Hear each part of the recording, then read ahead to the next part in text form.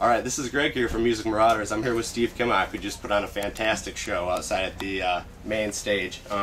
Steve, let me ask you a couple questions here. First off, how long have you been touring with the Crazy Engine? Anybody? A couple years? Yeah, it feels like a couple years now. Yeah. Yeah. There you go. A year and a half. Yeah, I have trouble keeping track of time. Very cool. Except for on stage. So you guys have a busy summer doing the Crazy Engine stuff. You've been around doing a lot of traveling. Or? Yeah, it's been pretty busy. You know, it's kind of subject to the economy that we're all experiencing, but you know, busy enough. Yeah, for sure, man. I noticed on stage when you were playing with your son up there, you guys had a lot of good looks together, a lot of emotion. I saw from both of you playing together. How was that? Hey, John. Being able to play with your son. Is John in there? Yeah. Here's a dry shirt for him. Thank you. There you go. All right. Thanks, you. Dry All shirt guys. for John. Thanks, There you go. Thanks. So how was it getting to play with your son? Oh, that's the best. Yeah, there's he's sitting right there, so it's kind of funny to talk about him, but Was he getting the We talked about it earlier. We talked about it earlier for a bit out there too. So well, it's honestly, it's an unimaginable kind of blessing, you know, for the firstborn to have, you know, such a love of music, you know, for me, because he really does love it, and he's just, you know, a voracious listener and a super hard worker, and plays his ace off. So, you know, I'm. Do you? Yes. the boys got some jobs up there. The boys got some jobs. I'm thrilled in ways that I can't possibly even describe. So. That's awesome, man. That's awesome. It's the best. So plans for the future. You guys gonna be doing the Crazy Engine thing for a bit, or We're gonna do some more of that. You know, I've been playing at home For like the last 30 years, you know, playing on the acoustic guitar, and having a lot of fun with that. And I really want to do more acoustic stuff, you know.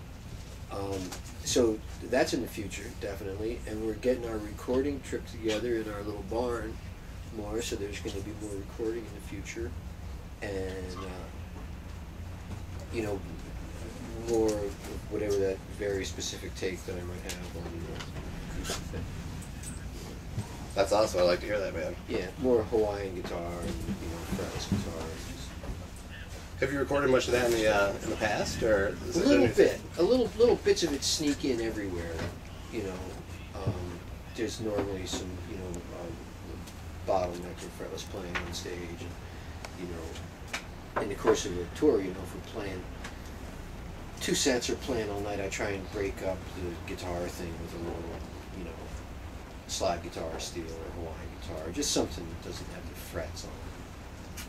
So I want to get some more specifically in that direction. Very cool. Very cool. And I'm going to end on a question I'm asking everybody I'm interviewing this weekend. How much time do you get to listen to music? I know how busy you are, you know, playing and recording and doing all that. How much time do you actually get to, you know, sit back and listen to it? And if you do, what have you been listening to? Okay, that's an interesting question, because I got little kids too. I got big kids and I got little kids, and the little kids have really specific listening tastes. You know, for whatever reason, it's like a lot of early Beatles, a lot of Van Morrison. You know. No Justin Bieber? No. Thank God. No, Thank God. there's not really any of that in there. There's that. There was that Grisman Garcia Kids record thing in there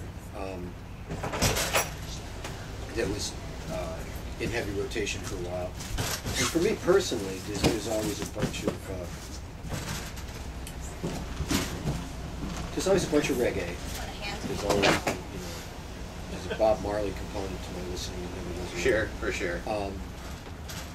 There's always some kind of quirky pop listening that never goes away. So that might be the Beach Boys, or it might be the Books.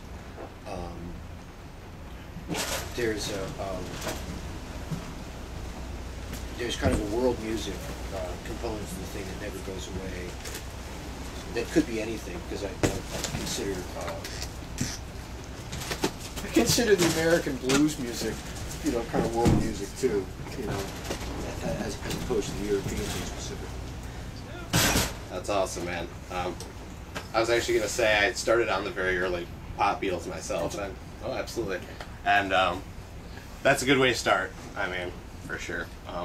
So that's awesome that you get to vary all that. So I get to the end of the night at home, and you know, I listen to some Debashish Bhattacharya or something like that, the Hindustani slide guitar player, or I listen to, I'll go on YouTube and I'll watch some of the Sacred Steel guys, you know, or Saeed Sharabi play the oud or something like that. I'll just go around and look for some of the miscellany. You know, just the stuff that's a little off the page. That's awesome, man. Well, thanks a lot for the interview, Steve. I really appreciate it.